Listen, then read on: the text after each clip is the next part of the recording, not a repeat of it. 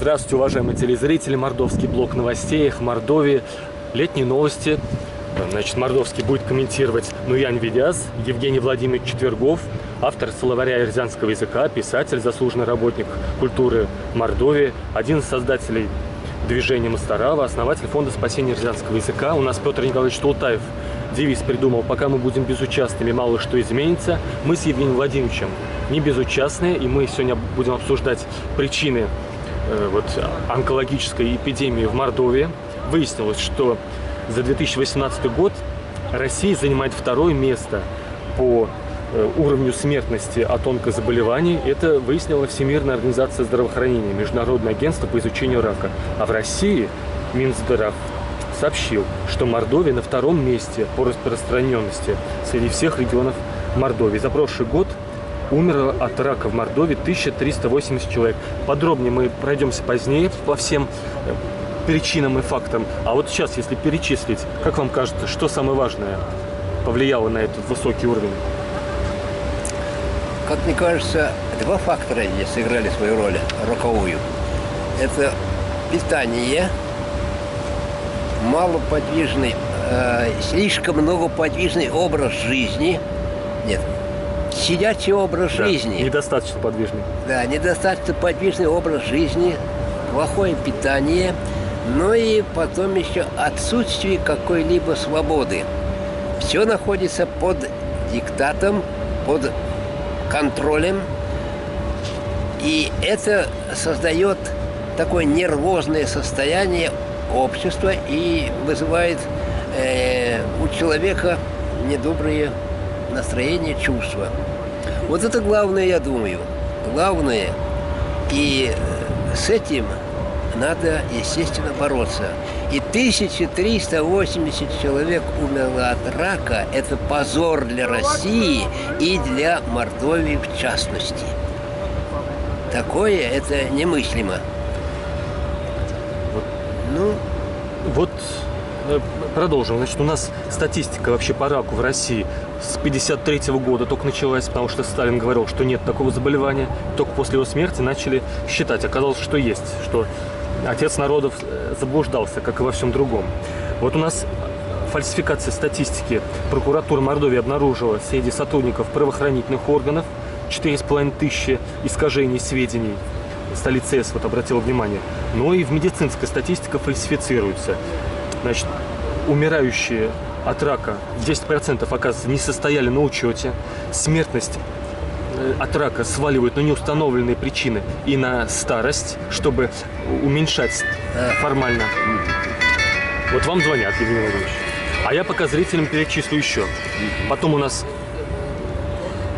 завышается выявление на ранних стадиях искусственно. И... Да. И потом те, кто в Европе у нас статистика за прошедший год по смертям от онкозаболеваний, она считается несколько лет. А у нас в России она считается недели 3, и с потолка ее берут и ставят, и ежегодно ее уменьшают, чтобы не сократить премии. Ну, это через день, через два, через сколько? Кроме того, у нас в России официально живущих 3,5 миллиона онкобольных. Да? Но вот эксперты в области медицины, они говорят, что из них, из 3,5 миллионов, 1 миллион уже умершие. Но его искусственно считают умершим, потому что у нас запрещен доступ к базам данных умерших. Вот, Евгений Владимирович, я вот продолжал зрителям перечислять, какие у нас виды фальсификации статистики. А вот вы как считаете, насколько важно вообще для того, чтобы принимать правильное решение в области медицины, чтобы у нас в России максимально была точная статистика по онкозаболеваниям? Как вы считаете? Как ученый вам особенно это важно?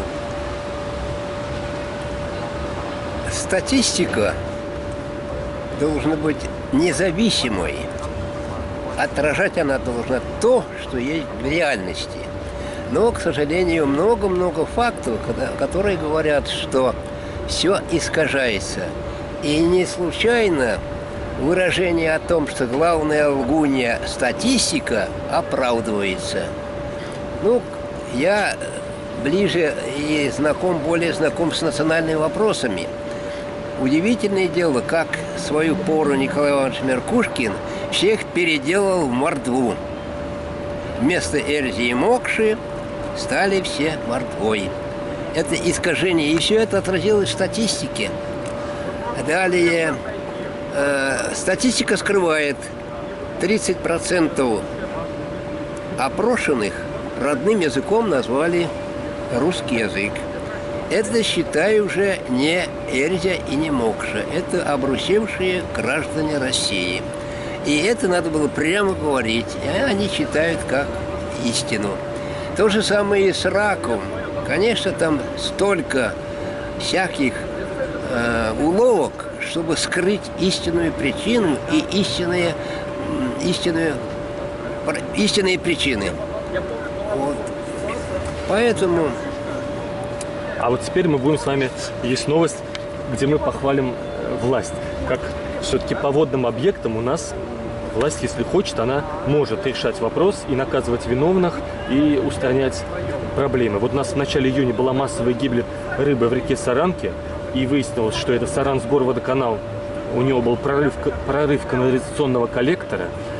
Это во-первых. А во-вторых, на ржавую воду больше 1000 горожан жаловались, и тоже выяснилось, что Саранск-Горводоканал, Роспотребнадзор его попросил устранить нарушение, тот отказался, Роспотребнадзор обратился в суд, и в итоге руководителя Саранск-Горводоканала уволили, Сергея Ивановича Шумилкина. Вместо него назначили бывшего замглавы администрации Саранска Юрия Николаевича Шохина.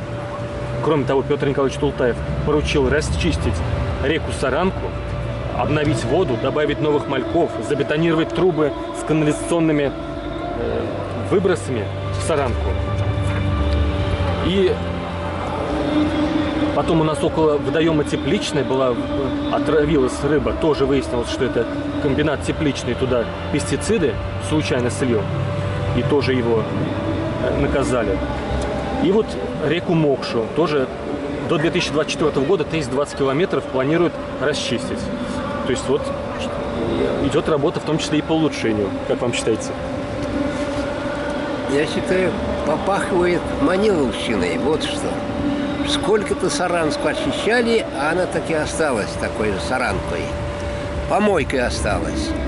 Поэтому такие утверждения с трудом верится. Вот что я скажу. Теперь у нас фактор... Прервал вас? Да. Нет.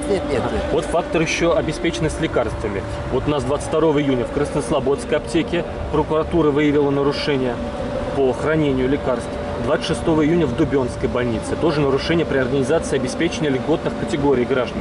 А что вам известно о том, насколько у нас онкобольные обеспечены лекарствами в Мордовии? Ну и не только онкобольные. Ну, как обеспечены онкобольные, понятно, я ответить не могу. Это не мои интересы, не мои проблемы. Переживания, да. Вот.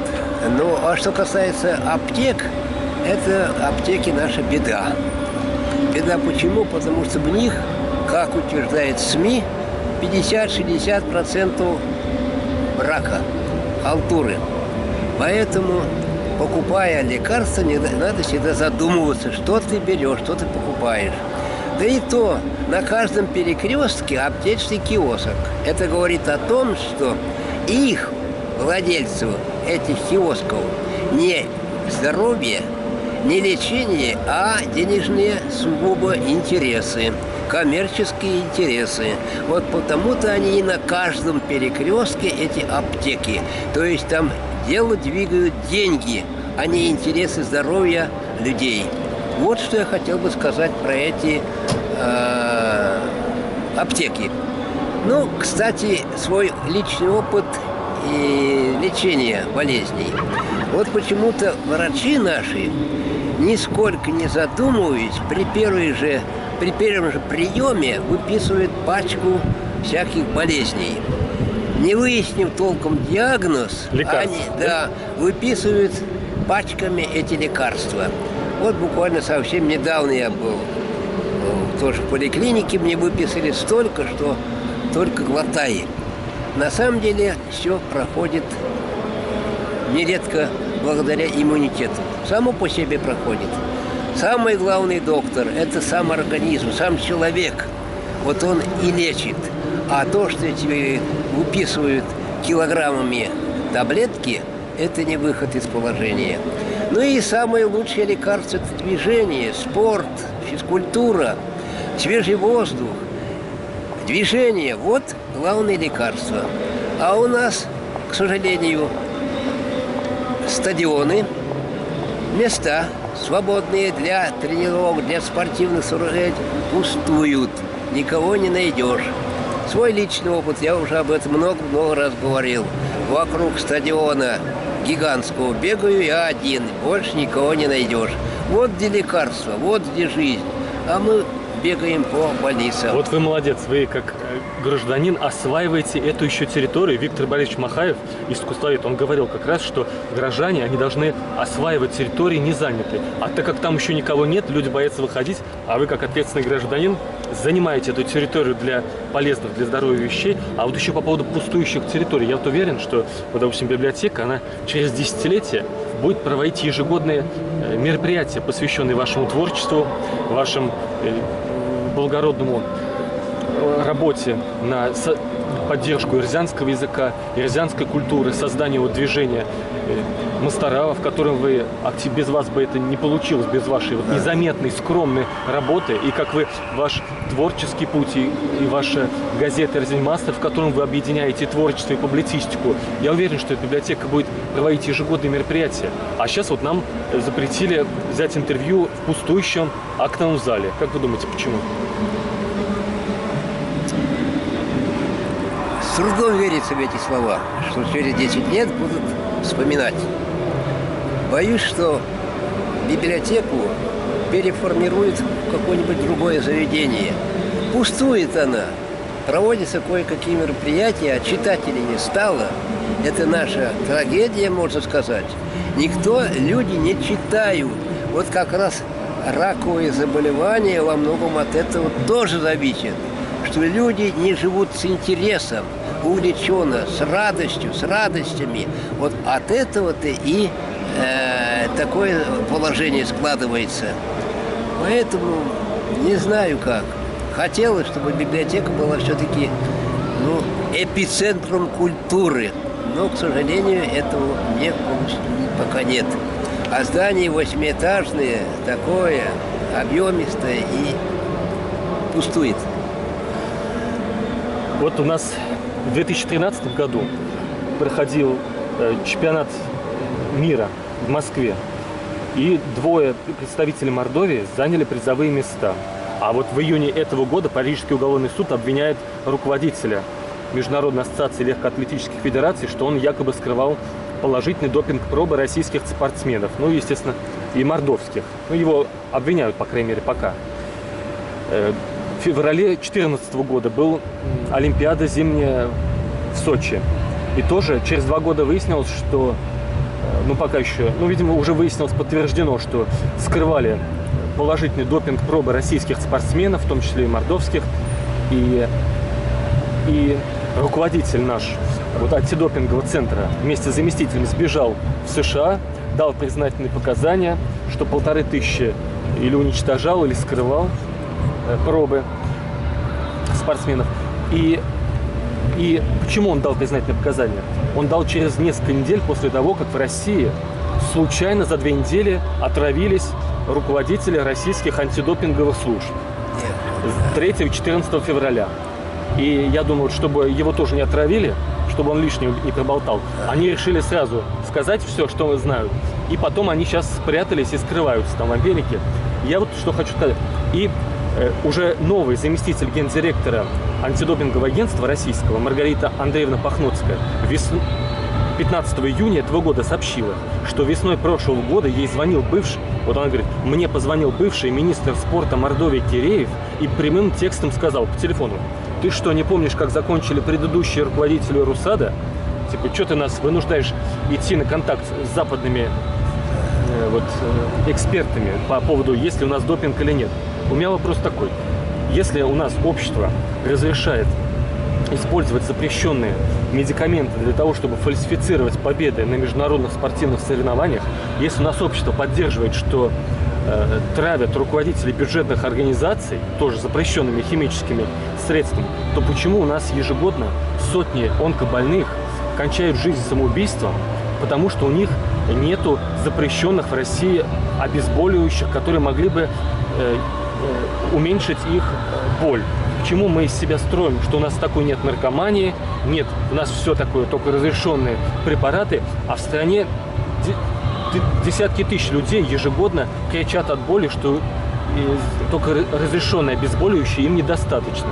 Может, нам разрешить все обезболивающие для тех, кто уже при смерти? Недавно я услышал эту новость, то, что в России не выпускаются препараты, которые обезболивают онкобольных. Это для меня было шоком. Как это так, не выпускать, а покупать где-то за рубежом эти препараты? И оказалось настолько сложно выписать эти лекарства, чтобы немного облегчить страдания больных, что трудно сказать. По-моему, там даже какой-то чуть ли не уголовный скандал возник из-за этого. Вот так вот, и поэтому-то у нас и столько смертей от онкозаболеваний. Да, к сожалению, экран, радио, печать, все высвечивают в цветных тонах. Все у нас хорошо, все благородно, все прекрасно. И с каждым годом все лучше. Вот у нас до 2021 года обещают, ну уже точно, построить новое здание поликлиники онкодиспансера. И еще переоснастят уже существующее здание. И еще построить 4 первичных центра амбулаторной онкологической помощи. Кроме того, по данным 2018 года Минздрав сообщил России, что Мордовия обеспечена врачами в Приволжском федеральном округе на первом месте. Вот, а вы как считаете, вот, по обеспеченности врачами, скорой помощи и вообще качество вот, зданий медицинских, насколько они подходящие для того, чтобы решить эту онкологическую проблему в Мордовии? А мне кажется, тут думать нечего, все понятно. Все хорошо, врачей достаточно, амбулаторных учреждений достаточно, а Мордовия занимает 2-е место по онкозаболеваниям. Вот и ложь государственного масштаба. К сожалению, это стало у нас нормой жизни. Лгать во всем и всюду. Пожалуйста, пример. Вот и все. И вот у меня такое предложение, что мне кажется, что желательно, чтобы граждане, живущие во всей стране, они предлагали свои кандидатуры на должности тех, которые им кажутся лучше. Вот мне кажется, что лучшим министром здравоохранения Мордовии был бы человек, вот тоже как и вы. Я уверен, что вот потом ему будут ставить памятники, называть учреждения, поселки его именами, улицы. Он создатель, наш современник, создатель самой многочисленной научной школы за всю историю Мордовии. Около 200 докторов наук и кандидатов медицинских наук. 200 докторов, кандидатов наук. Наш современник. Он председатель Республиканского научно-практического общества хирургов, завкафедрой факультетской хирургии мединститута, доктор медицинских наук, врач-хирург высшей категории. Я у него интервью, кстати, брал. То есть он мощнейший организатор, мощнейший ученый, уважаемый во всей стране. И хирург профессионально опытный. Алексей Петрович Власов. Вот не слышали ли вы о нем? Даже если не слышали, как вы относитесь к тому, чтобы предлагать вот лучших людей на эту должность министра? За. Согласен. Кстати, вот почему о таких людях, о таких выдающихся деятелях науки, культуры наши средства информации как-то умалчивают. Кроме меня открываешь видеоинтервью не брал. Телевизор включаешь, там одни режиссеры, одни актеры, спортсмены, одни сценаристы, и больше как будто никого нет.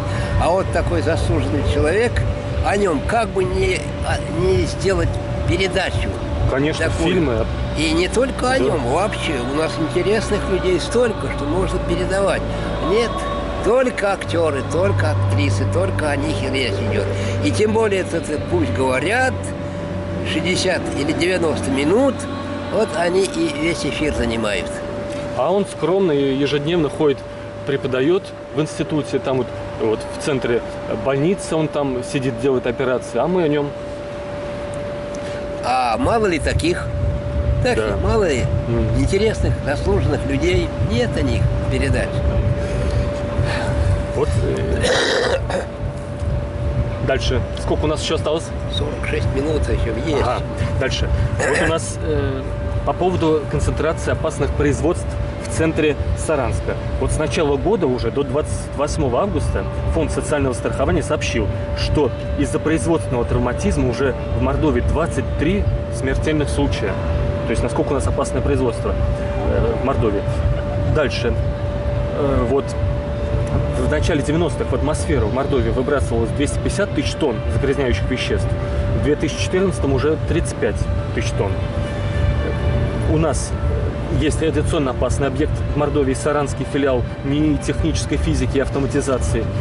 Расширяют производство биохимик, Рузаевский химический завод, оптоволоконные системы. Лисма тоже расширяет, несмотря на то, что Лисма в 2017 году закрыла свой ртутный цех номер 8, и там вот рассказывали, что там просто лужи были ртути, люди ходили по ртути, в волосах и в коже у работников находили ртуть, они быстро ухудшало здоровье, смертность повышенная, и вот от этой вдыхания ртути весь город дышал этой ртутью. Кроме того, да все, достаточно. Вот у нас до сих пор расширяется производство тех предприятий, которые еще в начале 90-х считались очень опасными, загрязняющими воздух в Саранске и в Рузаевке. И вот они опять расширяются, но нам Росприроднадзор гарантирует, что фильтры, очищающие устройства, там, мониторинг качества выпускаемого воздуха, воды. Вот можно ли доверять вот такому ведомству, если у нас главная задача увеличение рабочих мест, получается, любой ценой? Можем ли мы доверять чиновникам? Вот хочется, но можем ли? Нет, одним словом можно сказать. Самый краткий комментарий за все.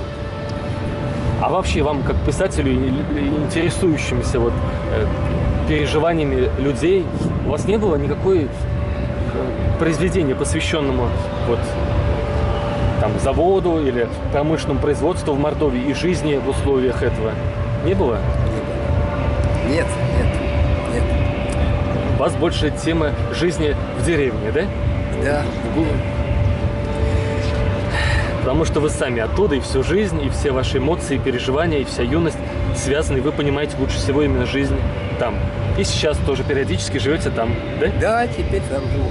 Это какой населенный пункт? Населенный пункт – это Качкуровский район. Качкуровский район. Даудбелия, город Давыдово. Вот, правильно называется Даудбелия. Почему? Потому что первоначально образовалось село, Эрзянское село. И что интересно, открыл один местный краевед, они переселенцы с Казани.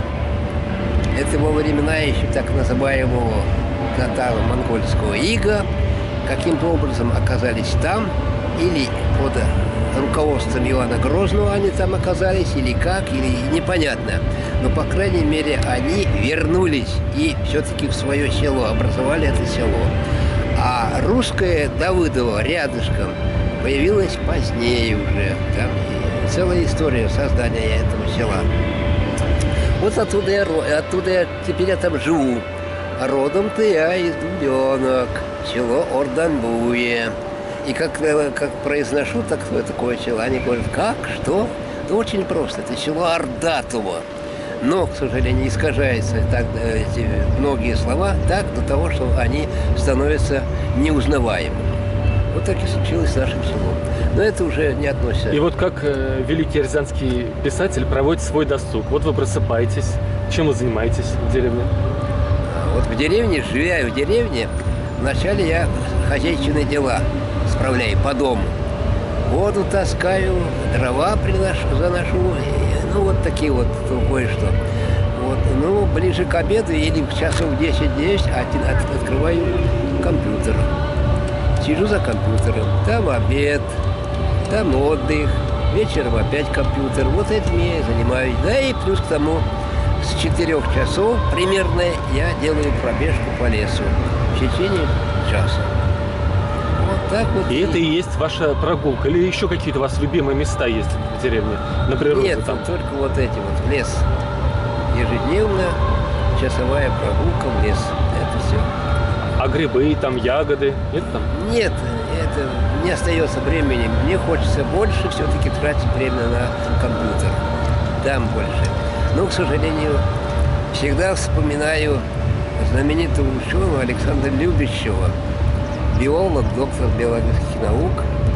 Это уникальный был человек, который, биолог, мог написать про историю что-то древней Греции или про онкологию, допустим, такую статью, о которой могли спорить специалисты, ведущие ученые. Настолько был он эрудированный. Вот о нем Даниил Гранин написал книгу «Это странная жизнь».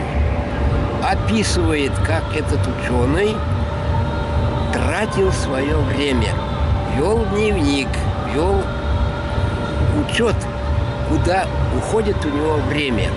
Ежедневный отчет делал, недельный отчет делал и так далее, и так далее. У него полезно затрачивалось времени, как я помню, 2 с чем-то часа. 2 с чем-то часа. А остальное все время он назвал бросовым. Так вот, у меня тоже бросового времени столько, что у меня 2 часа, боюсь, в сутки не остается. Полезно затраченного времени. Затраченного на компьютер, на творчество. Вот это вот интересная личность. И опять возвращаюсь к той же, к начальной теме о заболеваниях раком. Когда люди живут увлеченно, с интересом, свободно, не задумываясь о завтрашнем тяжелом положении, они, естественно, живут дольше. Я всегда беру евреев, еврейская нация. Они народ, как говорят, ушлый, они занимаются наукой, искусством, творчеством, литературой, и они живут дольше. По крайней мере, все эти выдающиеся их деятели живут по 90 с лишним лет. И настолько они эрудированы. Я вот недавно слушал Михаила Веллера. Я был удивлен его эрудицией. Откуда он накопил, собрал столько информации в своих извилинах, мне даже трудно представить, насколько он эрудирован. В любой области он знает ответ, дает ответ. И не только Веллер, там другие такие же товарищи. Вот потому-то они и живут дольше, чем мы. Потому-то и меньше болеют раком и другими болезнями. Вот знаменитый писатель Александр, кто написал «Архипелаг». Солженицын. Солженицын. Ведь раковый корпус у него, он прошел эти мучения. И все-таки выжил, и столько всего написал, и столько все-таки потом он прожил. Как пример я привожу. И таких примеров можно много привести. Вот еще раз повторяю, свободная, вольная, такая радостная жизнь, она, естественно, продлевает жизнь и поможет избегать эту страшную болезнь, как рак. А вот я слышал, полгода назад вы написали очередные художественные произведения, и республика вам даже пожалела сделать вознаграждение, какие-то там копейки формально отписалось, потому что все деньги идут на спортивные объекты, на спорт, вот чтобы вот в олимпиадах через фальсификации побеждать. А сейчас вы над каким художественным произведением работаете? О чем это будет? Да, стараюсь связь поддерживать с журналом «Сятка». Вот туда я пишу «Думы мои думы». Это шевченковское выражение, но я по-ирзянски переиначил «Арсемон монь, Арсемон». Вот вышло их довольно много, и вот теперь готовлю очередной номер. В очередной номер готовлю материалы. И недавно прочитал статью, не статью, а рассказ одного молодого совершенно человека, Никиту Костина. Называется «Краски природы». Как-то так. Настолько меня тронул его рассказ, настолько талантливо, блестяще написано. Он откуда? Он чувствуется Саратовского района, село,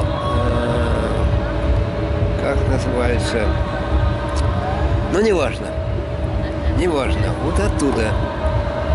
Вот, ну, у нас все, к сожалению, идет давление. Хотел издать новую книгу, подготовил практически книгу, небольшую, там 280 страниц, фотографиями, все подготовил. Но я забыл, что у меня денег нет на это. Надеялся на финнов, на эстонцев. Увы, сколько ни пытался связаться с ними, почему-то не получается, не отвечают. Я и боюсь, что как бы там не вмешались какие-то темные силы, которые и прерывают эту связь. Обычно связь была нормальная, все, а это нет.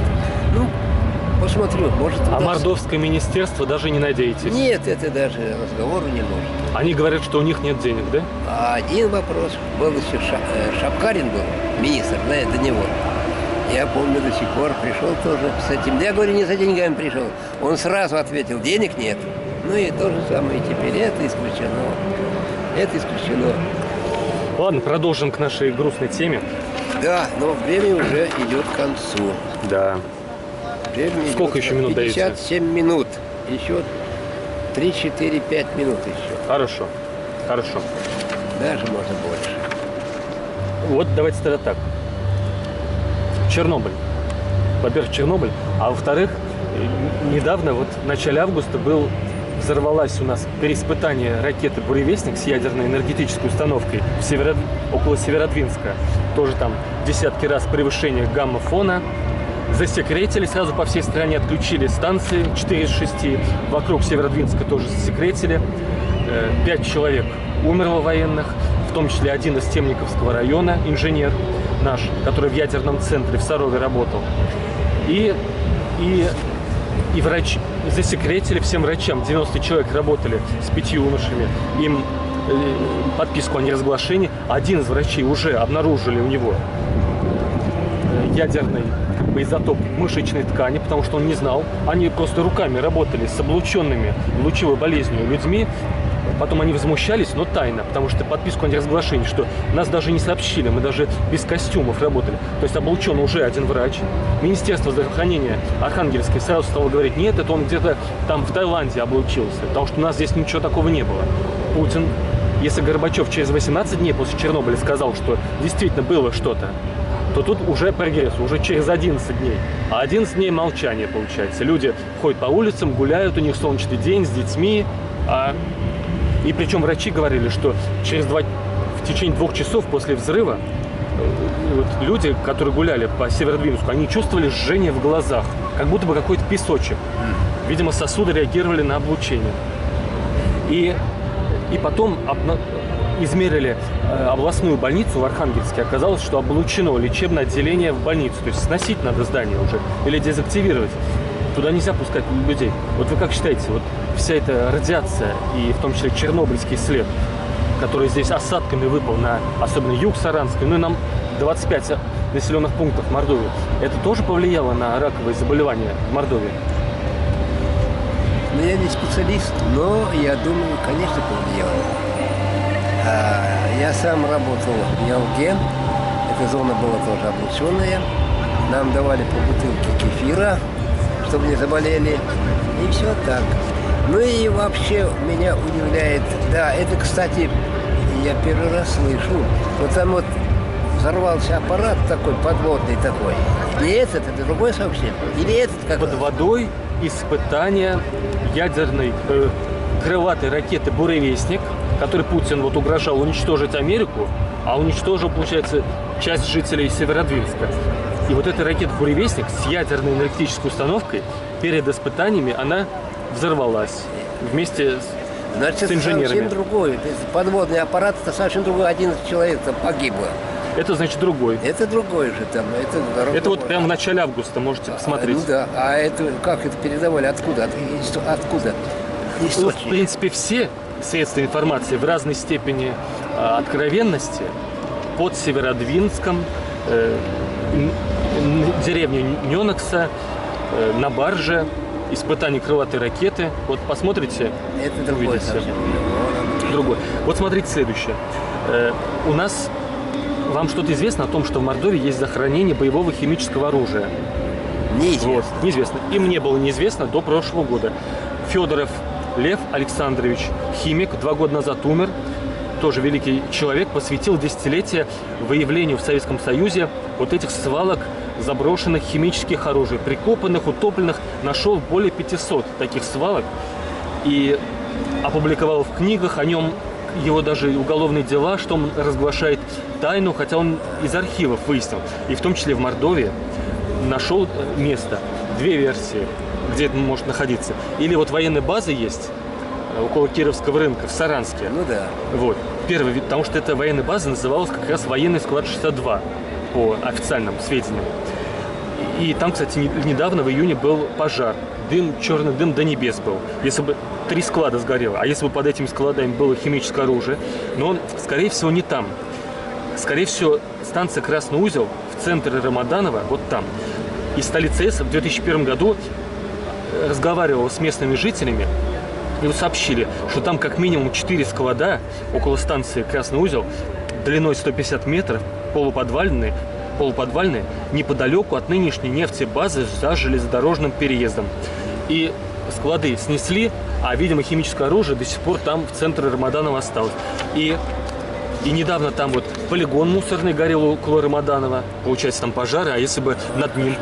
И если нефтебаза взорвется, и потом выделяют деньги на реконструкцию парка. А зачем реконструировать парк, если у вас в центре города вот такая заброшенный склад химического оружия с ипритом и фосгеном, которым в Первую мировую войну уничтожали, а потом запретили, но все склады так и закопали и забыли. И скоро, значит, они дадут о себе знать, и чтобы, вот я предлагаю, нужно найти, выкопать и обезвредить. Как вы относитесь к этому? Я на это смотрю более шире смотрю. Да. Открываешь телевизор, включаешь, там одни ракеты, одни учения, одни стрельбы, ракеты и прочие взрывы.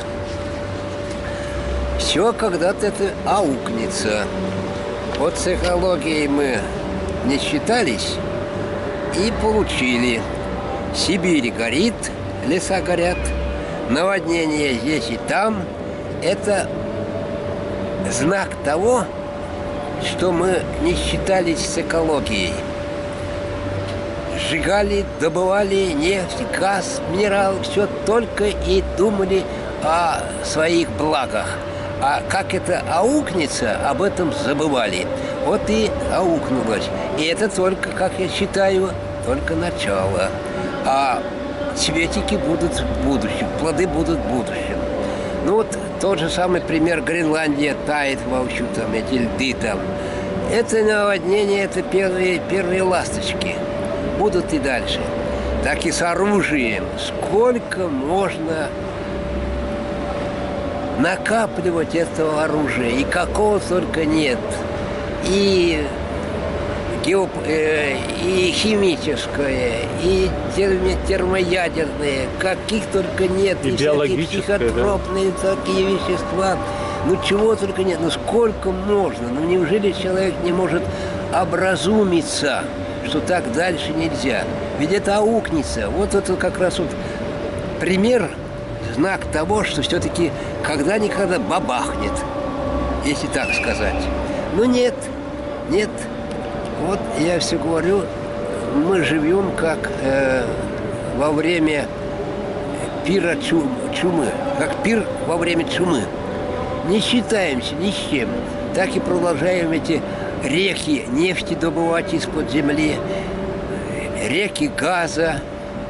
И это же бесконечно не может быть. Есть начало, есть конец. Это азбуки философии.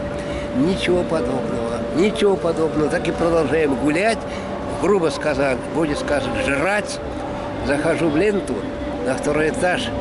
Я говорю, это завод по производству жира. Как только там и как только и чего только там не жрут. Какие только иностранные названия, какие только лепешки, пряники, ну чего только там нет. И все это на то, чтобы накапливать жир. Больше ничего.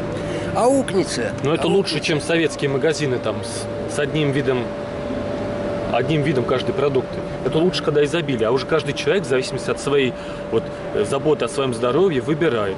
Пусть будет изобилие, пусть будет и вредные продаваться. А мы уже умные на то, чтобы не покупать это. Значит, надо человеку поумнеть человеку все-таки. Одуматься надо, ведь не одумается. Все едим только на первом месте. Ну, вот тот же, опять это же пример. Вот Министерство спорта говоришь, тратятся большие деньги на спортсооружения. А ведь если по-настоящему, а спорта-то нет. Профессиональный спорт – это не спорт, это деньги, это бизнес. А сам такой широкомасштабный спорт, его нет. Нет его. Спортом должен заниматься каждый человек. Каждый. Ну, не в таком смысле, как эти соревнования. Ну, хотя бы для здоровья должен. Нет этого. А Вот. по поводу того, что вы вот недавно сказали, по поводу в том числе и пожаров и так далее, вот особенно возмущает то, что когда у нас вот недавно в Париже Нотр-Дам, храм горел, у нас чиновники российские говорили, нужно выделить бюджетные деньги на спасение, а когда у нас Сибирь горела, у нас чиновники говорят, у нас нет денег на тушение, пусть горит, пусть сеет такими видами животных, вот Путин нам закрывает. Свои, главное, мы не спасаем, а чужие мы выпендриваемся, что мы такие благородные. Это, во-первых. Во-вторых, когда 1 марта 2018 года на послании Путина Федеральному собранию мультик показывал, как ракета «Буревестник» летит на западное побережье Америки, чтобы уничтожить десятки миллионов американцев, у нас Федеральное собрание хлопало, все депутаты. А когда у нас эта крылатая ракета взорвалась под Северодвинском, уже 5 человек умерло, сколько человек там будет повышенное раковое заболевание, это почему-то Федеральное собрание не хлопает, замалчивает. Мы ничего об этом не знаем, у нас, Путин говорит, никакого нарушения фона нет. И вот последняя новость. Значит, чтобы вас не задерживать, у нас мы берем пример с других стран. Вот это прокомментируйте, пожалуйста. И во время Чернобыля впервые мы узнали из скандинавских стран о том, что у нас десятикратное, там и стократное повышение фона изотопов гамма и альфа излучения. И вот недавно в июне норвежская экспедиция к подводной лодке советской подошла и увидела превышение в 100 тысяч раз. Около побережья Америки несколько подводных лодок атомных советских вместе с подводниками лежат. Вот скандинавские средства массовой информации и ведомства, и атомные станции сразу же всю общественно значимую информацию публикуют, обнародуют, раскрывают, а у нас все в секрете. Вот как вы относитесь к тому, чтобы в Мордовии брать пример вот с этих скандинавских стран по раскрытию всей важной информации? Внимание, ответ. Информация у нас строго под давлением, под ковром. Информация только для власти. Что власть делает и что плохо делает, это не говорят. Только хорошее делает, только хорошая информация о них. Вот поэтому-то и сравнивать с скандинавами очень сложно. Очень сложно. Уважаемые телезрители, летние новости из жизни Мордовии комментировал человек, посвятивший народу Мордовии всю свою жизнь, и свое творчество, и интеллект, и заботу, и переживания, и свою энергию. Он и ученый, и писатель, и организатор общественных организаций, защищающих в том числе и культуру азиатского языка, и язык сам Нуянь Видяс Евгений Владимирович Четвергов. Спасибо вам большое.